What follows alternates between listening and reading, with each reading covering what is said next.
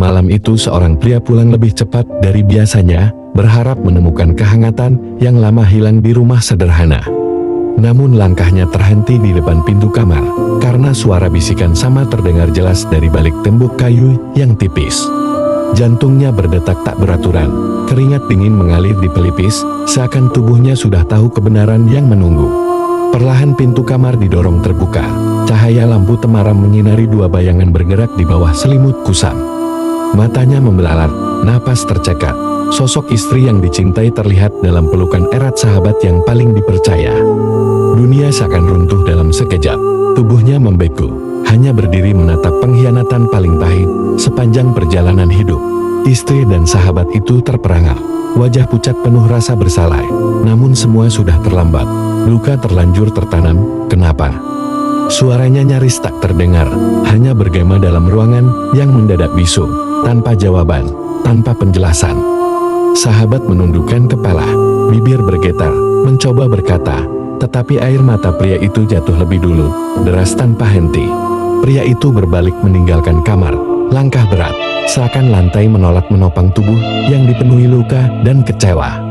Malam semakin larut, ia berjalan tanpa arah, di jalanan sepi, menatap langit hitam mencari jawaban yang tak pernah ada. Ingatan membawanya kembali ke masa lalu, saat ia memperkenalkan sahabatnya kepada sang istri dengan penuh keyakinan dan percaya. Tak pernah terpikir bahwa keakraban itu akan berubah menjadi racun, menghancurkan rumah tangga yang dijaga dengan sepenuh hati. Di bangku taman sepi, ia duduk sendiri, memeluk tubuh rapuhnya, berusaha memahami jalan hidup yang hancur berkeping. Telepon berdering, nama sang istri muncul di layar. Namun panggilan itu ditolak, telinga tak sanggup mendengar dusta lagi.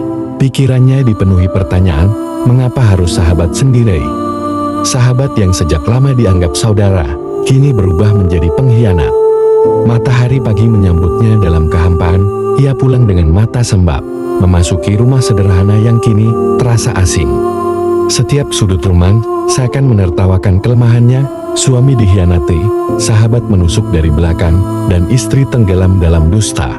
Malam-malamnya ditemani kopi pahit dan rokok, asap memenuhi ruang, mencoba mencari tenang dalam keputusasaan yang menyesakkan.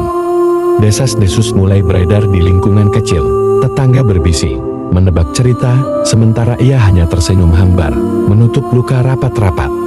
Suatu malam, istrinya menangis di depan pintu, memohon maaf dengan suara parau, mengaku hilaf, namun matanya menolak percaya.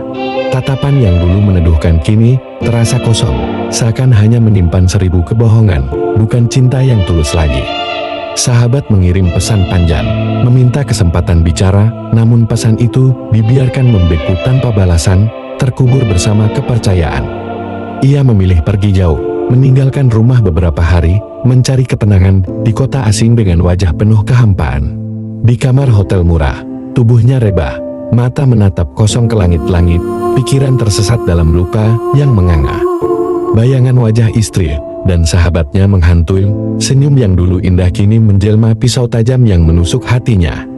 Kesadarannya perlahan muncul, maaf, bukanlah obat untuk luka sebesar ini, kadang pergi lebih baik daripada bertahan. Namun kepergian pun bukan hal mudah. Ada janji, ada kenangan, ada cinta yang pernah tumbuh, kini membusuk. Setiap kali mengingat tawa mereka, hatinya runtuh, merasa kalah, merasa hidupnya direnggut dengan cara paling kejam. Hari demi hari terasa panjang, hidup berjalan tanpa arah, langkahnya kosong, seperti tubuh tanpa jiwa di jalanan. Ia sering bertanya dalam hati, apakah dirinya tidak cukup baik? Ataukah cinta memang selalu berakhir dengan pengkhianatan? Jawaban tak pernah datang, hingga akhirnya ia sadar, kesalahan tidak selalu ada pada korban, tapi pada pengkhianat sejati. Perlahan ia menerima kenyataan pahit ini sebagai titik balik hidupnya, kesempatan untuk bangkit berdiri dengan caranya sendiri. Ia menulis surat terakhir untuk sang istri, mengakhiri pernikahan yang hancur, tak sanggup lagi menanggung beban dusta. Surat itu diletakkan di meja ruang tamu bersama cincin pernikahan, simbol janji yang kini retak tak berarti. Dengan langkah pasti, ia keluar rumah tanpa menoleh, meninggalkan segalanya meski air mata membasahi pipi tanpa henti. Sahabat menelepon berkali-kali, namun panggilan itu ditolak. Persahabatan mati malam itu terkubur bersama kepercayaan. Dia memilih kesendirian, menata ulang hidup. Meski rasa sakit masih mengendap, perlahan tapi pasti ia belajar berjalan. Hari-hari mulai terasa ringan, meski bayangan masa lalu kadang datang, ia mencoba berdamai dengan luka. Di taman yang sama, ia duduk kembali, kali ini dengan hati lebih kuat, bukan lagi pecundang. Ia menatap langit yang biru, tersenyum tipis, membisikkan kata pada dirinya, pengkhianatan bukan akhir, hanya awal. Pelajaran mahal ini mengajarkannya, tidak semua orang pantas dipercaya, bahkan yang kita panggil sahabat. Kini ia berjalan sendiri, tanpa istri, tanpa sahabat, tetapi dengan keyakinan bahwa ia mampu bertahan. Kehidupan terus berjalan, dan ia pun bergerak, meninggalkan masa lalu, menuju masa depan yang lebih jujur.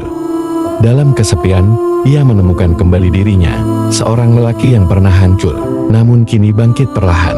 Luka itu memang takkan hilang, tetapi ia belajar hidup berdampingan dengannya, menjadikannya bagian dari kisahnya.